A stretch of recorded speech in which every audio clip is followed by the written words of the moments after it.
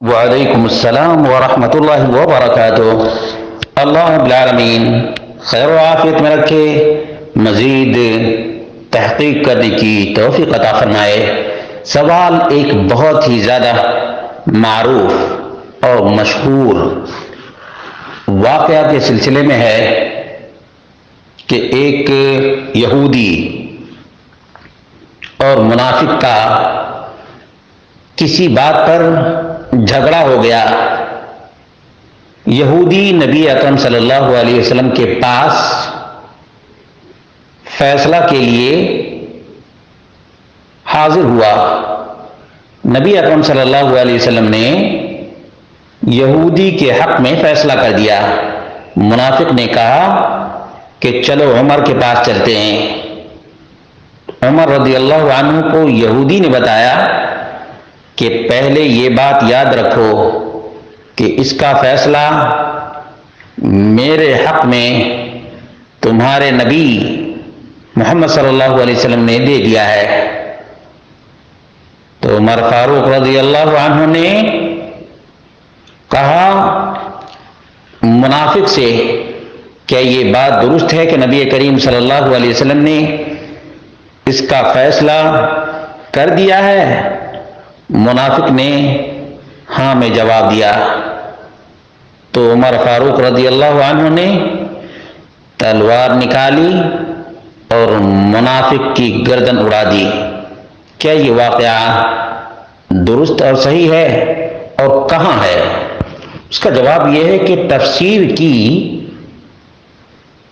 مختلف کتابوں میں اس واقعہ کا ذکر آیا ہے، اور شان نزول کے طور پر، مثال کے طور پر عن ابن عباس رضی اللہ عنہ ان منافقا خاصم یہودیا، ابن عباس کہتے ہیں کہ ایک منافق نے یہودی سے جھگڑا کیا۔ یہودی نے منافق کو نبی کریم صلی اللہ علیہ وسلم کے پاس حاضر کیا۔ ودعاه المنافق الى كعب بن الاشرف، اور منافق نے کہا کہ نہیں، اس کا فیصلہ ہم کعب بن اشرف یہودی سے کروائیں گے۔ ثم انہما احتکما الى رسول اللہ صلی اللہ علیہ وسلم، آخر کار دونوں کے دونوں نبی کریم صلی اللہ علیہ وسلم کے پاس آئے۔ فحکم للیہودی فلم یرد المنافق، نبی کریم صلی اللہ علیہ وسلم نے یہودی کے حق میں فیصلہ دے دیا، منافق راضی نہیں ہوا۔ وقال، اور کہا نتحاکم الی عمر، اس کا فیصلہ عمر سے کرواتے ہیں۔ فقال یہودی لعمر، یہودی نے عمر سے کہا قضا لی رسول اللہ صلی اللہ علیہ وسلم فلم یرض بقضائہ وخاصم الیک، رسول اللہ صلی اللہ علیہ وسلم نے میرے حق میں اس کا فیصلہ کر دیا ہے، لیکن یہ اس فیصلے سے راضی نہیں ہے، یہاں تک کہ تمہارے پاس لے کر کے آیا ہے۔ فقال عمر، عمر نے کہا للمنافق اکذالک، عمر نے منافق سے کہا کہ کیا ایسا ہی ہے؟ فقال نعم، منافق نے کہا کہ ہاں ایسا ہی ہے۔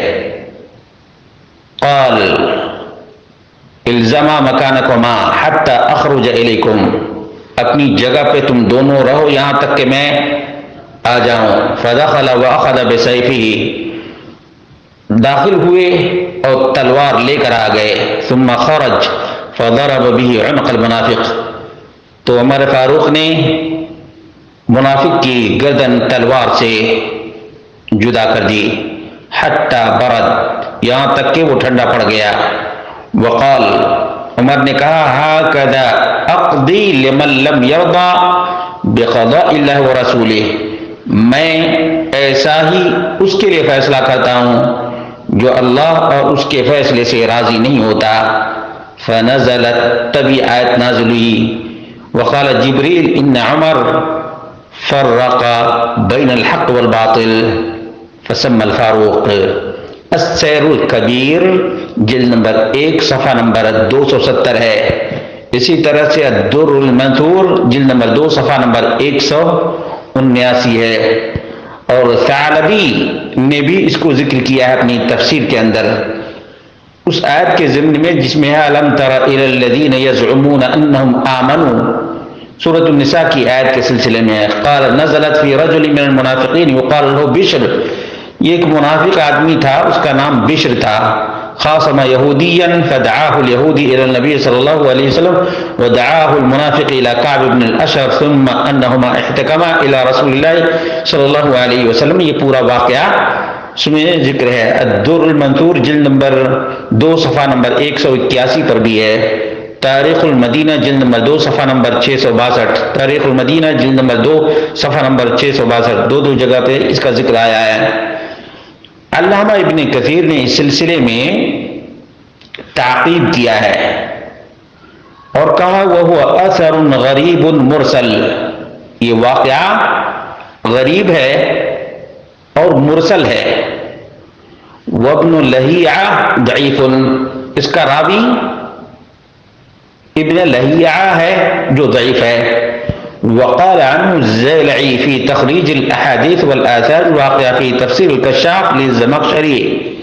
علامہ زیلعی الحنفی نے الکشاف کی حدیثوں کی تخریج میں کہا ہے وہ مرسل، یہ مرسل روایت ہے. وابن لہیعہ ضعیف، ابن لہیعہ اس قصے کا راوی ابن عباس سے یہ ضعیف ہے.